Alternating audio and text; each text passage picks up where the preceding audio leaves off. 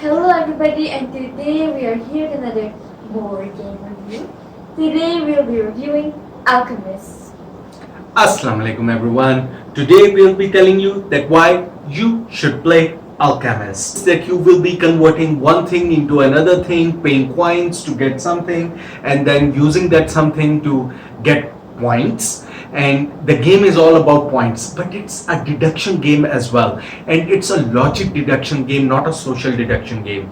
So it's a very unique game. Not many this kind of games are available in the market, and that makes it very unique, but also a very component heavy game. And that's why we'll be doing this in two parts. So whatever you're seeing on the table right now, well, the video is one part. You will be seeing all the game in one part, but the setup that you are seeing on the table right now is just half of the game, because we have to first show how the logic deduction works first, and then we will come to the Euro game mechanics that works behind all that logic puzzle later on.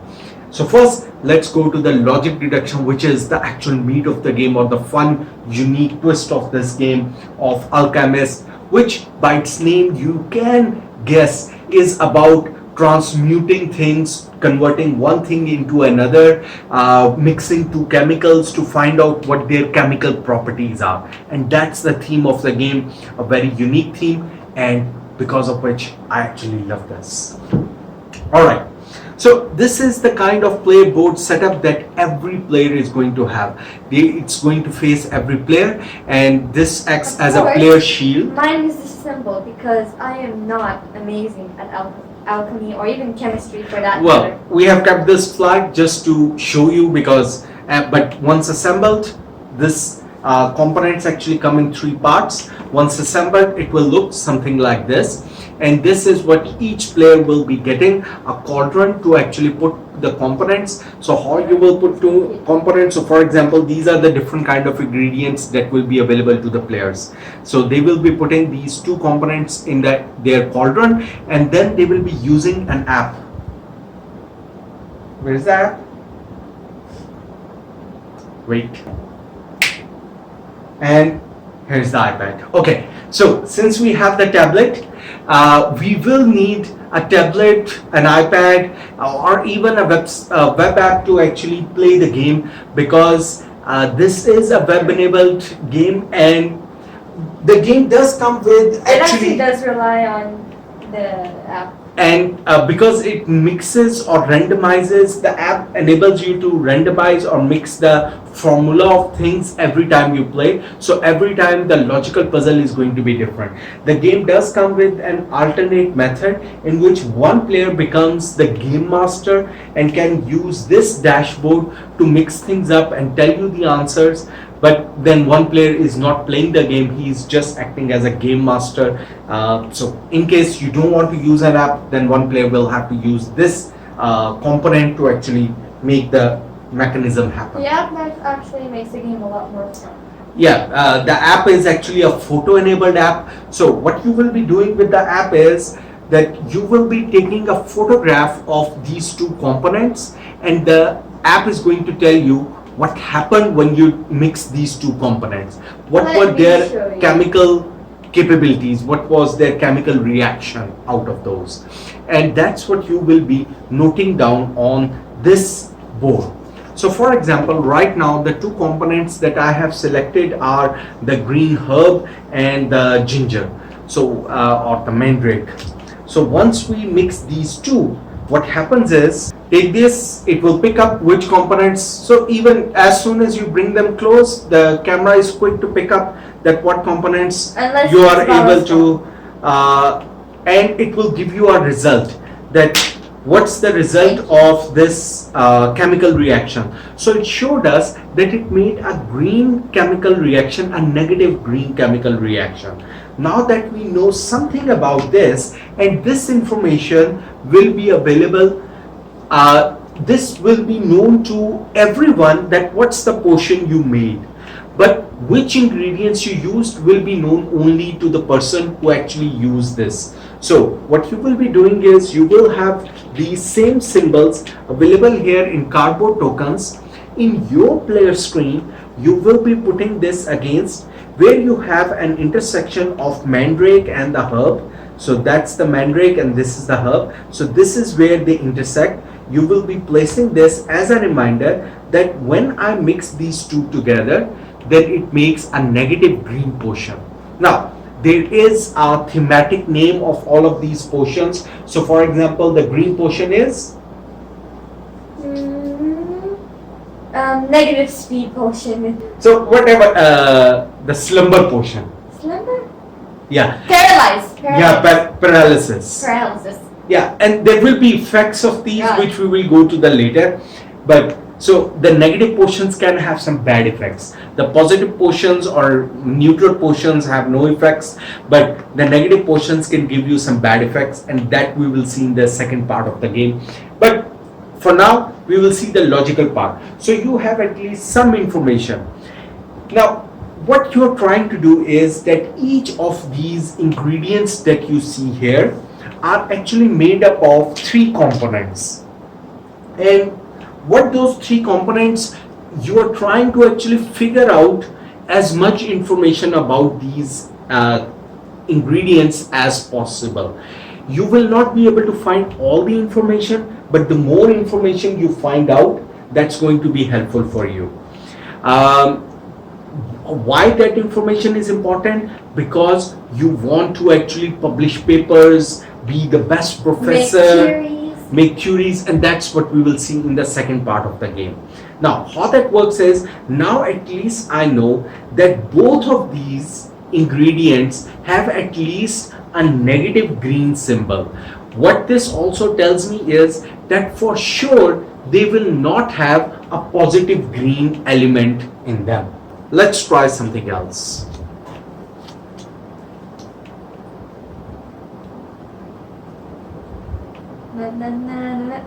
Oh.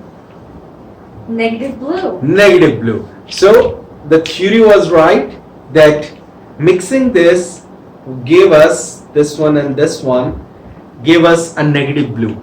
So about the mandrake, we have complete information that it has negative green, negative blue, and negative red effects. So in future, you will be given this little chart to mark your recordings. Correct. So whatever are your findings, even though you will be using this chart to actually mark your actual findings, but then your assumptions, you can use this chart to make your assumptions as well. These colors exactly match. Once it is down here, these colors exactly match, and this actually chart shows all the possible combinations for something. So once you test something out, so for example, in our first test, we found out the mandrake is a negative green. What information that tells me? Mandrake cannot be what? Positive green. Positive green. So in this section, whichever is the positive green, I will cross them out, all of those, that it will not be a positive green one. So even if I'm not testing on the green one, I already know something about it. And if I need to in the future make a positive green potion, due to some reason, and we'll see that, due to some reason, I will never use a mandrake because I know it will never give me a positive green potion, right? So, because you have to take some risk in the game as well. So, that's the kind of logical deduction you will be using, method of elimination. Then, sometimes when you will mix two things, you might get neutral effects. So, that's more harder thing to find out what happened. Neutral is represented by this white color. What white color means is it's like an acid and base reacting. It's just water. It's soup. It's soup. It's soup. It's water. That it has no magical effect. That you gave someone something, but it had no magical ability. The only magical effect is that of your taste buds. Yeah. So what it means is that they were exactly opposite to each other. Now that is a really useless information as well as the most important information, because what that means is that each and every symbol on that ingredient is exactly opposite to to the other one symbol. So for example, if I mix mandrake with something and it gave me a negative, it gave me a soup, then what does that mean? That it's exactly opposite to the mandrake. So if I have already deduced information about mandrake, that it is negative blue, negative red, negative green, then I already know all the symbols of the other one, because it should be a positive red, a positive green, a positive blue, because it should be exactly the opposite to have a completely negative reaction. Honestly, when I first played this game, it was mind-blowing.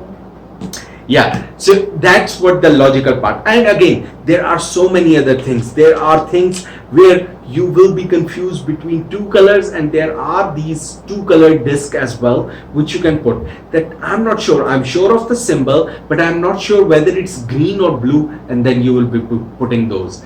This will come more in the second half of the game, but these kind of effects can come as well. But that's what you will be trying to do, trying to find out, reacting two ingredients together, putting the confirmed results in this chart, and then making your theories about what can happen. You can make, because you're given a pencil, you can keep any information that you want on this piece of paper.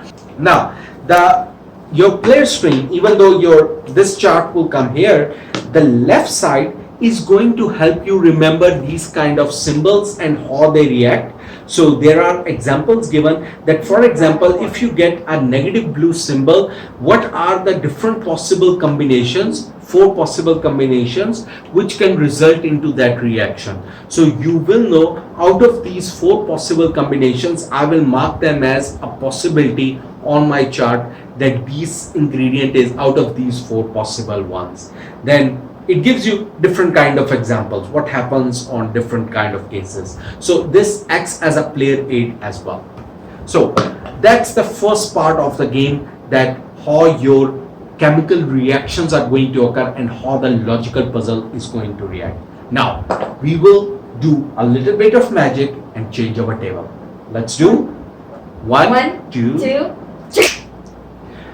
And we are back.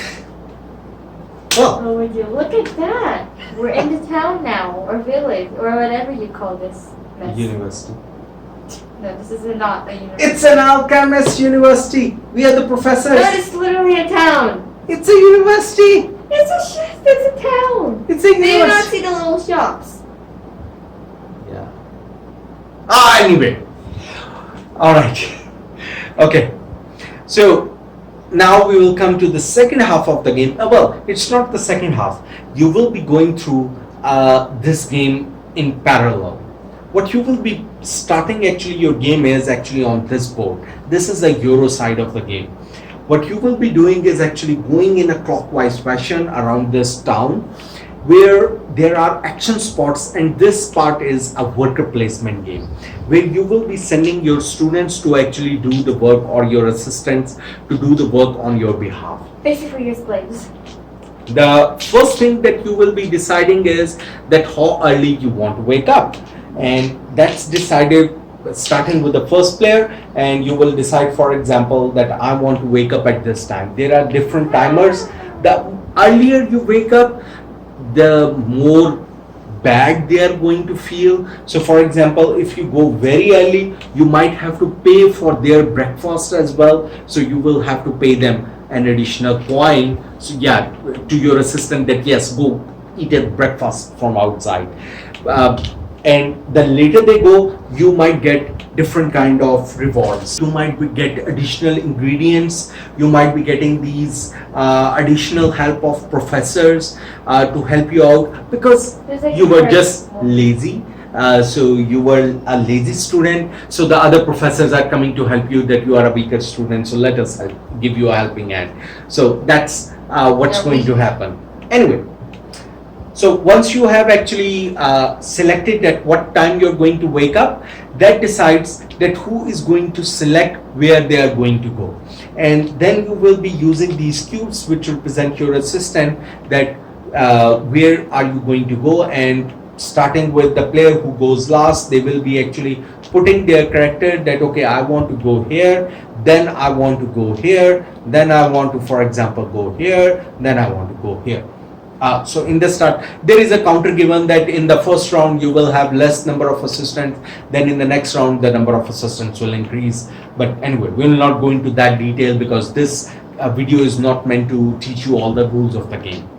But anyway, let's say then of course the other player who wanted to go first will start putting their characters as well, and they will always put on the top row than the player at the bottom, and because the resolution is going to be based on that as well, the player who goes first will have the advantage that he already knows where the other player is going to go, and then accordingly he can decide to change his moves, and then also he will always get to go somewhere first. So for example, there are these merchants, not merchants, there are these adventurers who are coming to actually buy some potions. So if you're going to sell something, you might want to go wake up early first and sell them the potion first, because if you sell them the Especially potion, if someone else also knows the potion. yeah, so that's why the information of the potion was important, because if he gets the potion he needs, he will go away and he paid the money to the earliest shopkeeper who came to him. So that's why going early is important.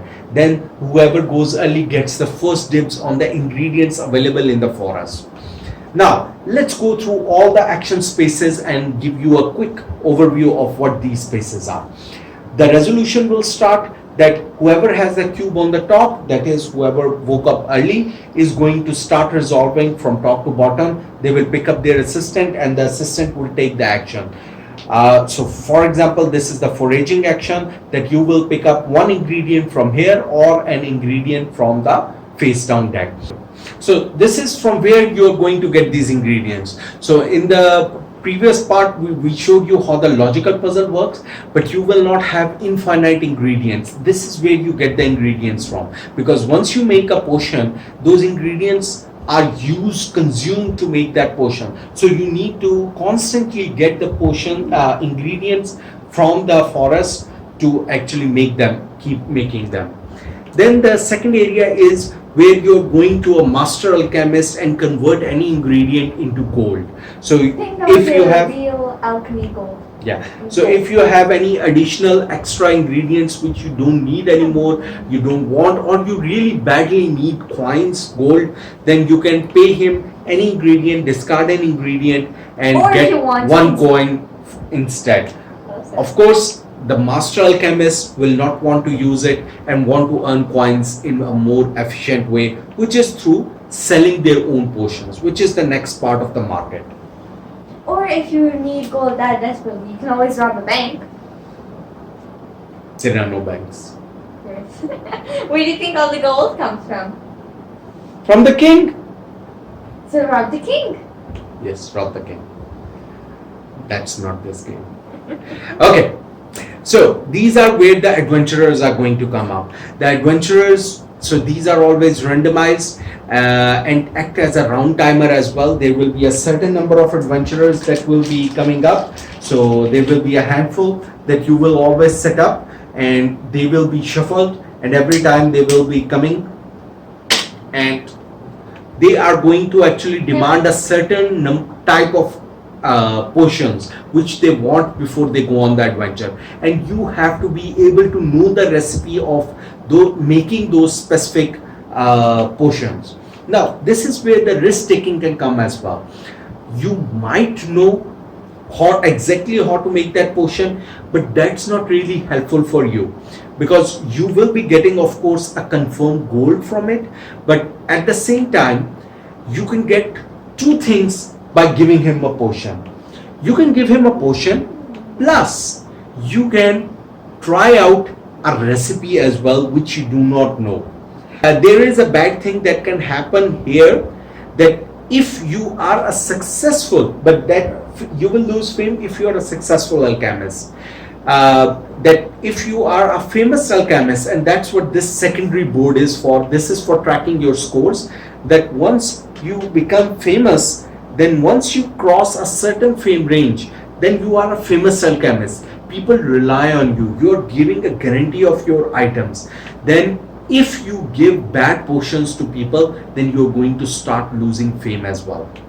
They're like, don't buy from this man. He's not what he seems. Yeah. Don't So, buy from him. Buy from me. but then this whole market concept, there are too many rules for me to explain in this one, but there are different kind of guarantees that you can do. You can give guarantees to them, that I can give you guarantee that its color will be the same, but I'm not sure about its effect. You can give guarantees, you can give discounts to them. You can give these hidden discount cards, you can give a discount to them. I will give you this much discount. So this gives you a preference that even if your potion fails, you are taking less money, but at least you are giving him a preference, so he will buy potion from you. So these are the different kind of things that you can do with selling of your potions. So there are many interesting mechanics that are at work here.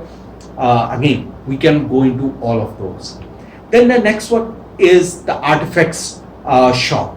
From here you can buy artifacts which can help you in your adventure yourself.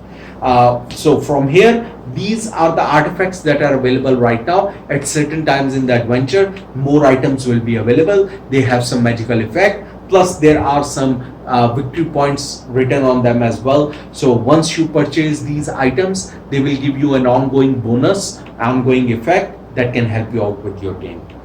Then the next two things are going to be regarding publishing your theory. I will cover this one first and come to this one later. This one is regarding publishing theory. So as we discussed in the logical puzzle, what does the publishing theory do? Of course, they publish a theory.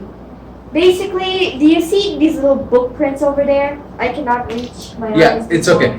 So these are the different alchemicals. So The once, sort of atoms, you could say, particles. yeah. So once you identified, for example, for a toad, Then you can make a theory, which means you can say, I think the toad is, if for example, this little guy.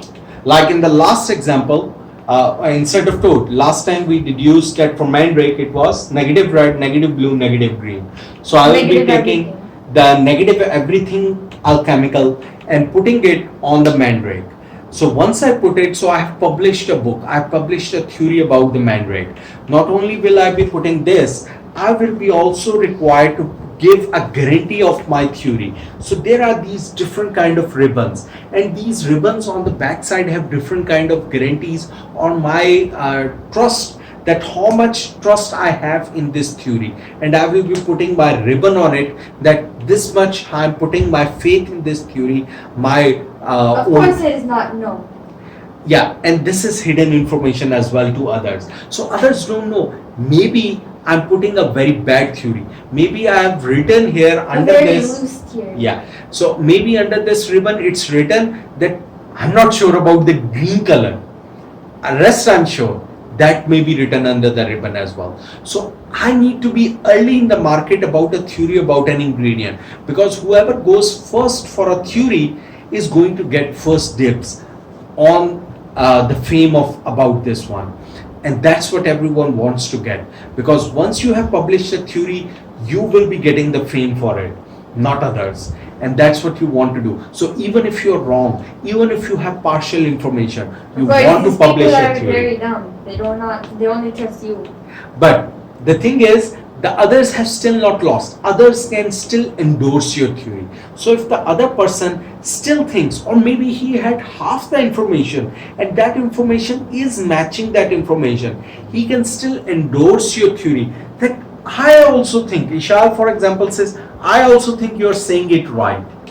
So even though she had half the information, but now after seeing this, since she had partial information, she might be writing down on paper that I think this is right. So she got more information about that ingredient without testing as well, because she had some trust in me. But opposite can be true as well, which is debunking, which is in case you had done testing and It became the opposite. For example, the mandrake was actually positive all colors. or positive even red, even a Positive single. red. Yes, even a single difference. Then I can easily go there and debunk it. Yeah, so you will go here first and tell them that no, I don't trust this man, I don't trust his theory, I want to debunk his theory. So at that time, there is an app feature in which actually it will be checked that what's it, and you will be asked to select that, okay, what element, and if you are right, then his ribbon will be removed to check whether he was right or wrong, and if that was wrong, it will be removed from the game. Whatever points he was supposed to get, And he will lose the fame, and that alchemical will be removed from that, and you will be given a chance now to publish a new theory about that element. If someone publishes multiple theories about the same close by ingredients, they can get a grant as well. Now these grants, they can publish 2 theories about something and get a grant. These grants give you more money, give you more victory points to publish more theories. So people are trusting you. They're giving you more money that we trust your theories, publish more theories. So there are very thematic mechanisms in this game. Then the last one. These two. The last two. Yes. Tell. Basically, these are the easiest functions and the first button you will ever press. This one is where you can test on an assistant or student, and this is where you can test on yourself. Or you can just shove it down your father's throat. So this is where you will be drinking the potion. So the feature that we showed you in the app before, that how do you test the potions anyway, this is where you will be testing. Because when you want to test 2 ingredients, you have to drink that potion. So either you will drink it yourself or you will let one of your students drink it. The problem of letting your student drink it is that if it becomes a negative potion, you'll have to pay. The student becomes sick and he doesn't want to drink it anymore unless you pay him. And that limitation is not only to you but to every player who goes after you. So that's why going in the first order is again important, because everyone else gets to pay for your mistakes. Drinking it yourself, then you might be thinking, yes, better, I will keep drinking myself, at least I don't have to pay myself. But if you become sick, you have to take some disadvantages. For example, you might get sick, you might become dumber. So there are always compromises that you're going to make. So that's what this game is. You will always resolve these things in this clockwise fashion. At the end, the last thing, which is this drinking professor, and it will be replaced by a competition round where you will be asked to present your potion making capabilities competition. It's also in the app where you can see there is a button called Final Round. Press on it, bam, easy. Yeah, and in this one, players will be then saying, yes, I'm going to compete to make a negative red potion. And I will say, for example, I will be making a positive green potion. Ishal will be saying, I will be making a positive red potion as well. I will end a negative green potion. So in this way, different players will have the choice of representing their skill of what they can get. And for each potion they make, they are going to get fame. Plus, if they are able to make both the positive and the negative potion of the same color, they will be getting additional double the fame of their capabilities. So a lot of fame can be earned for making them, but if you make soup or wrong potions at the competition time, you're going, so this is not the time to make things or try out things, so you can lose fame during the competition as well. So this is where you will be tracking this competition thing. You will be tracking your fame. Whoever ends up higher will become the world famous alchemist. And that's all in this game. A very lengthy review of a very lengthy game, but there is a lot to cover. But once you understand the mechanisms of this game, you will understand that the game mechanisms are small. Pick up ingredients, test them on yourself or on your students, try to find out their chemical composition. Use those chemical compositions to sell the potions. Use those chemical compositions to publish theories. Publish theories to gain fame. Use fame to win the game. And that's what the game is about. The fun thing is, of course, trying to think about the logical deduction. What chemicals should I try? Should I try to get more ingredients? I already have information about one of those chemicals. And those are the kind of things. So if you don't like thinky games, skip this game out, because you are going to Go play spend some exploding kid. you are going to spend a lot of time on this game. This game can easily take 2 hours to play. What does it say? Yeah, 120 minutes. So our time has been 2 hours. It can easily take 2 hours, and the game says it's for 14 plus.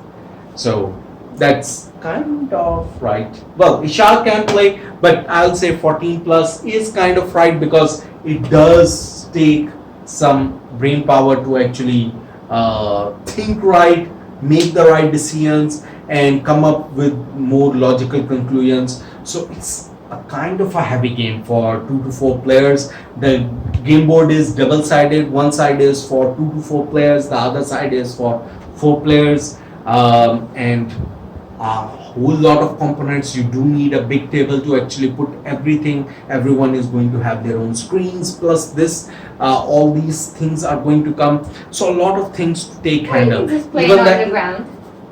Items are going to change over time. There are a lot of professors or special things that will happen. A lot of replayability is there in the game, because the logical puzzle changes every time. Beautiful game. That's all I can say. Gorgeous. The only thing that I don't like about this game is maybe the look of this game. The artwork on the board, it reminds me of kind of old adventure games. There was a time when point and click adventure games started to use kind of partially 3D kind of graphics, the photorealistic graphics, and I never was a fan of that kind of artwork. And this is that kind of artwork where they started to use kind of 3D pre-rendered graphics. Can I please say what I don't like? Yeah. I also agree with my father. In case you haven't caught in what I like or don't like, I am a big fan of bright and colorful environments. Look, the trees is colorful, okay? Most of the artwork is indeed colorful, especially the cards, which I like, but the cover, not really. The man looks like he's about to die. Well, I like the cover, because he is about to die. He's about to make an explosion. His beard is in the cauldron. And the student is running away. That's a funny cover. Yeah. So I like the cover. Even the owl is panicking. But few things like this one, this board is too big for the grants, and just to keep the score, it's too big. So I hope they could have done few things differently. Anyway, but game-wise, it's a beautiful game. It's a very unique game. Not many games are like this. I got to say, I really like it. So, what rating will you give this game? Possibly somewhere, maybe 8.5 out of 10? That's it from us. That's a lovely rating and a lovely thumbs up from us. Happy gaming! Happy gaming! Now go blow up your house. Please don't. Yes, do. Please don't. We're